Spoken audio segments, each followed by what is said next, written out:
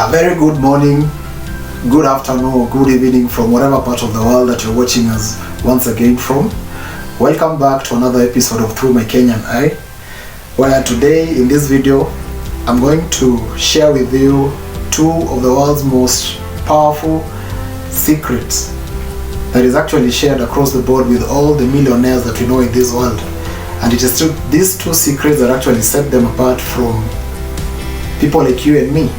And the moment we learn this secret and be able to adopt it into our life daily, you would realize that our life will never remain the same again.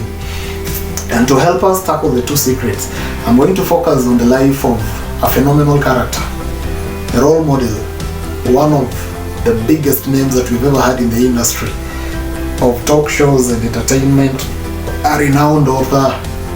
You know, he's everything that is embedded in one character that you love to always emulate daily in your life. And this is none other than Steve Harvey himself. So we are going to dive deep and look through his life story and be able to learn some of the lessons that we can actually relate to the two principles of success that is common to all the billionaires that we're knowing in this world. So ladies and gentlemen, sit, relax, take a pause as we dive into this conversation immediately after the break.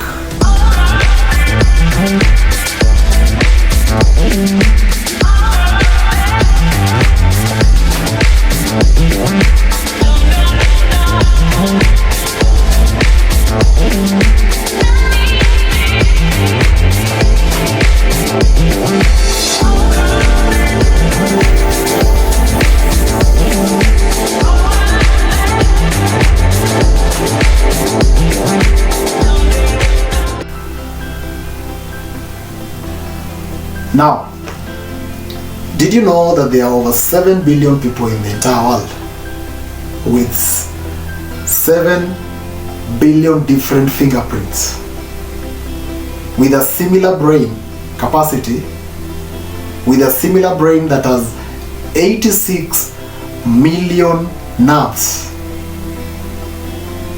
and all, of course, each and every person has a similar amount of hours in a day, seconds and minutes. Therefore, if success was based on the fact that there's equal opportunity for everybody to compete, then everybody in this world deserves a shot at being put in the class of the millionaires in the world. But what makes you, I, and the other people different from this category of people that are known? Stay put as we go through the life of Steve Harvey to get to understand the journey of a man.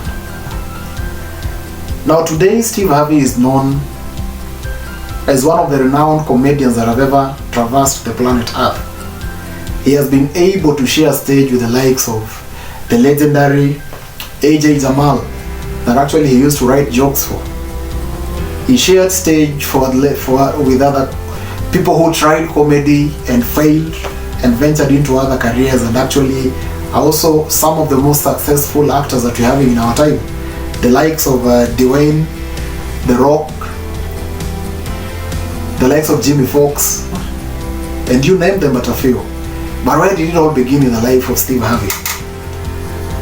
Now, ladies and gentlemen, Steve Harvey, growing up, had a rare condition that is not common to every Tom, Dick and Harry, which was stammering.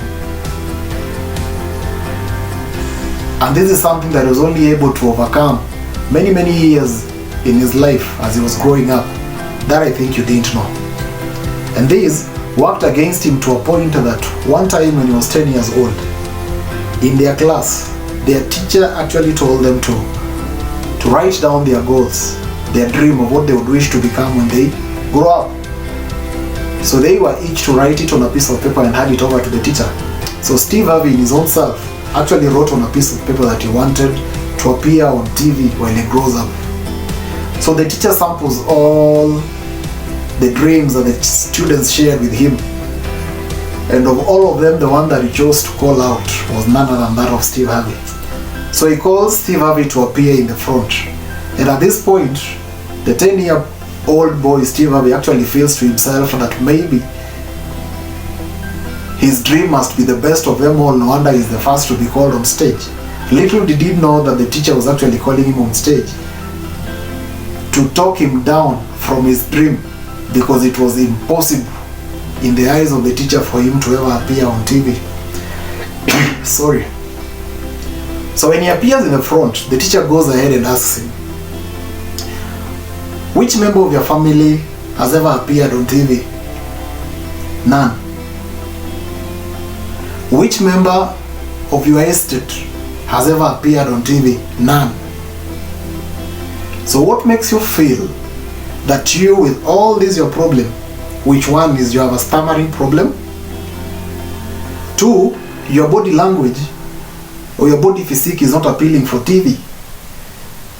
At this time, he used to have a very funny looking head, to a point the students nicknamed him Potato Head. So this teacher literally called Steve Harvey to the front to humiliate him. And indeed he was humiliated. Even though it is the work of every teacher to always encourage their students and try to find the best out of them regardless of their challenge in academics. So at this point, the dream of Steve Harvey of ever becoming better in his academic actually was killed when he was 10 years old. And as fate would have it, he never even graduated from campus later on. But whatever his teacher told him actually did not deter him from becoming the household name that we've known over the years that he's been in the entertainment industry for almost 40 years now. Now fast forward, the year is 1984. At this time, Steve Harvey has actually gone through some of the worst experiences in life. He's been broke in his life. He doesn't have a home at this time. He's literally stayed in his car for almost 3 years. But one of the things that he does to sustain him with some small tips here and there is the fact that he's actually writing jokes for comedians. And one of the comedians that he's actually writing jokes for is none other than AJ Jamal. So on this day, it happens that he has written some jokes and he is actually heading to Jamal's place to drop them to him. And on landing at Jamal's place, he finds Jamal's fiancée, whom upon him introducing himself to her as the person that has actually been writing the jokes for Jamal, the lady is shocked and actually tells Steve Harvey that, do you know that AJ Jamal is the funniest comedian at the stage? And Steve Harvey is shocked because little did he know the impact his jokes were having on the external world, or to the audience that are actually going to watch AJ Jamal perform his jokes. So at this point, the lady goes further and challenges Steve Harvey to actually be the one to perform his own jokes. And Steve Harvey doesn't buy the idea, because believe me, at this point, remember, Steve Harvey is coming from a background of confidence issues. He's still fighting his stammering problem here and there. His body demeanor and physique is actually not upright too. To a point he's like, no, that cannot happen. But the lady persists. And even on that day, actually the lady takes him to the stage to go and watch the other actors or the other comedians perform their skits. So while everybody is there shouting and celebrating how funny the other comedians are, the lady is actually amused that Steve Harvey did not even utter one laughter. The whole time he just stood watching at what they were doing. So he goes ahead and asks Steve Harvey, how comes you are the only one who is not enjoying the jokes? What's the problem? So Steve Harvey literally tells her, all those guys that you've seen cracking jokes there, all those jokes that people have laughed and done everything, it's me who wrote them. And I know each and every point where had they said it the way it was in my mind, actually it would have been funnier than the way it was. So the lady is amazed and challenges Steve Harvey actually to register himself for next week's stand-up comedy. So they do so. So while they are still here watching the other performers of the night continue performing, apparently the last performer of the night disappears. His name is called is nowhere to be seen. And to cover up, without Steve Harvey actually having been warned in advance, he is literally called to appear on stage. To his shock, he hears a name that is similar to his, and he thinks maybe, because his day is not today, maybe there's another comedian that shares a name like him. And while standing there confused, he's literally told, "Sir, it's you that we are talking about, it's you are calling out to come to the stage." So being a first timer and all the other fears that he had within himself, he appears before stage and performs and actually kills it. And actually this ends up being the most defining moment of Steve Harvey's life. And ladies and gentlemen, every man in this planet Earth, or every person that exists in this world, usually has a defining moment in their life or in their career that either changes them for the good or changes them for the worst. For Steve Harvey, this day that he performed his first stand-up comedy, and with the standing ovation that he received with the audience, actually this was his defining moment in life.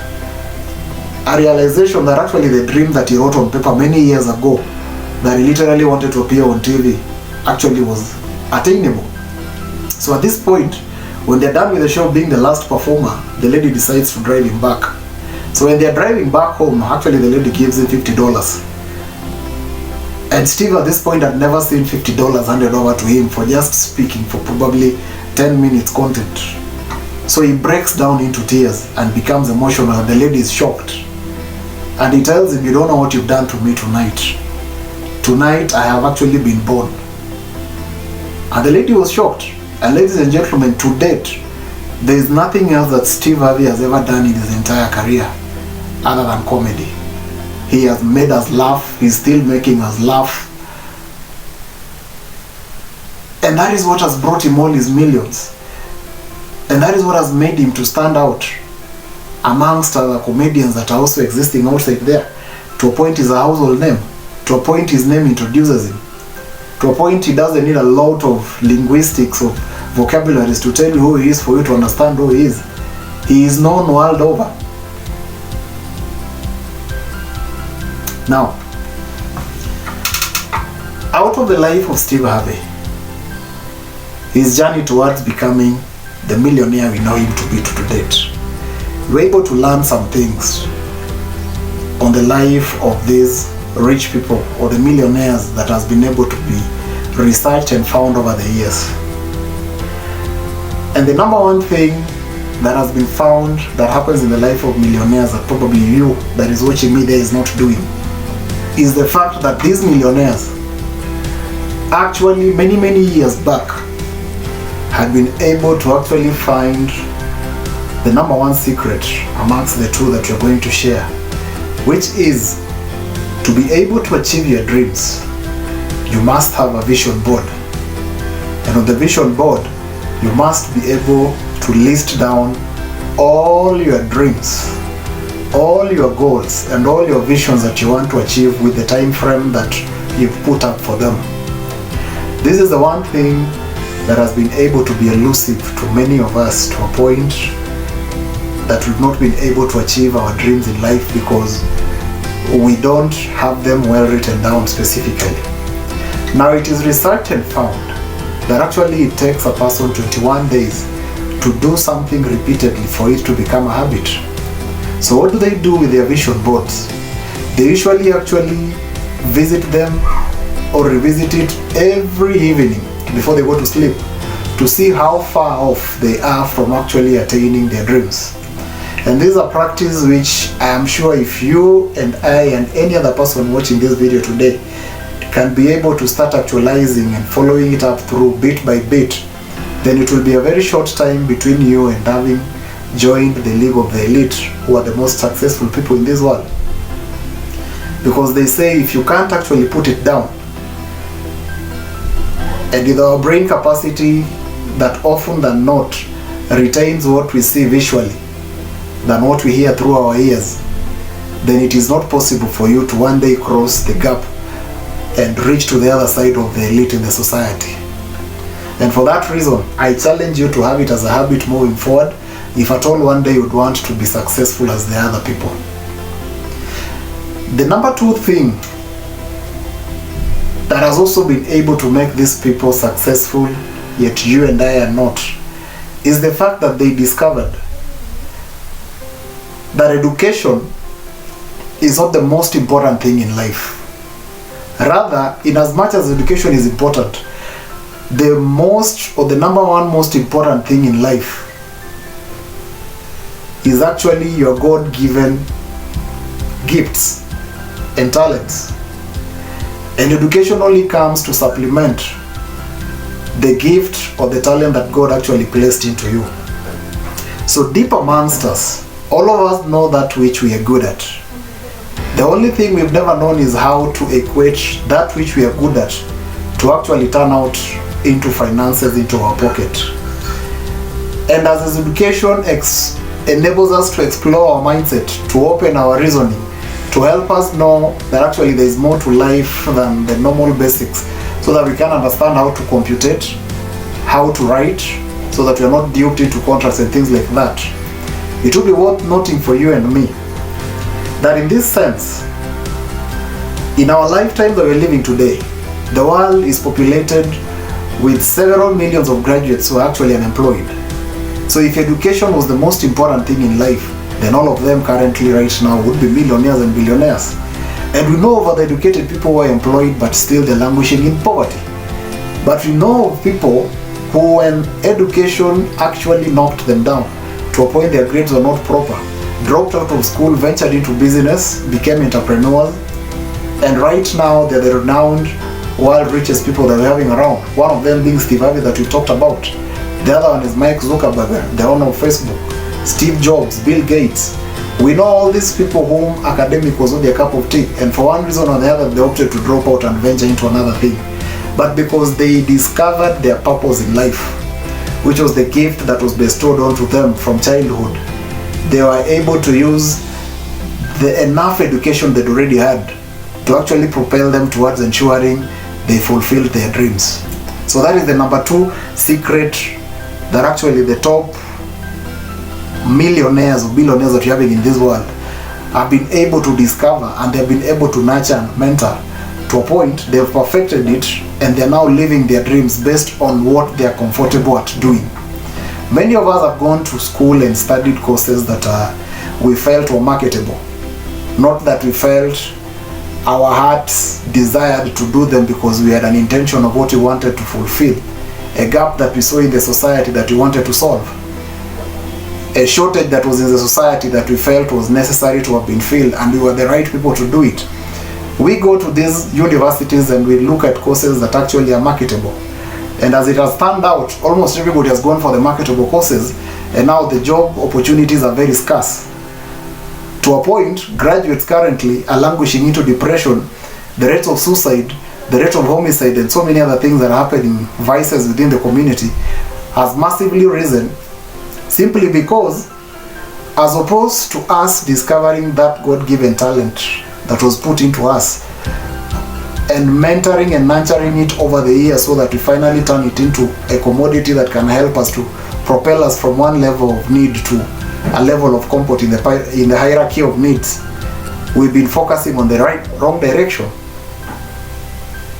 So I'm not saying that people should abolish going to school, but I'm saying go to school to study with a view of choosing the right courses that will mentor your abilities in life, your gifts in life. Because believe you me, today you might look up to someone who is a very good orator, and because you've enjoyed how he has a mastery in his linguistic and he has the right diction and the voice to produce all the musicality tones that you want to hear, you might be influenced to go and study linguistics, only for you to realize that you're not as eloquent as the guy.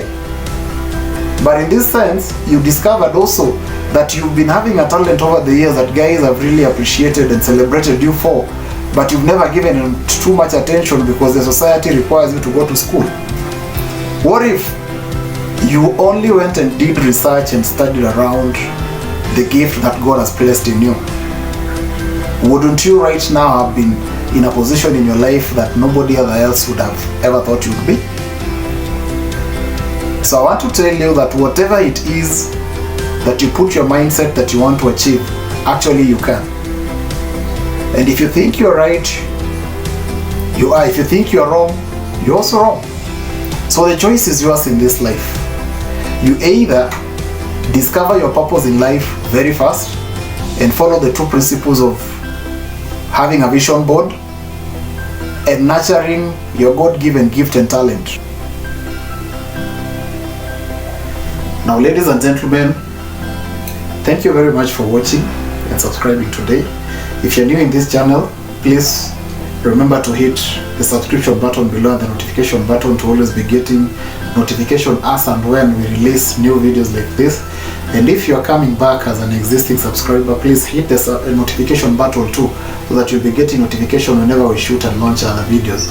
For you to watch other videos like this, please click on the notification bar above so that you can go to other videos like this that will mentor and challenge you to be a better person with society. Thank you. Next time.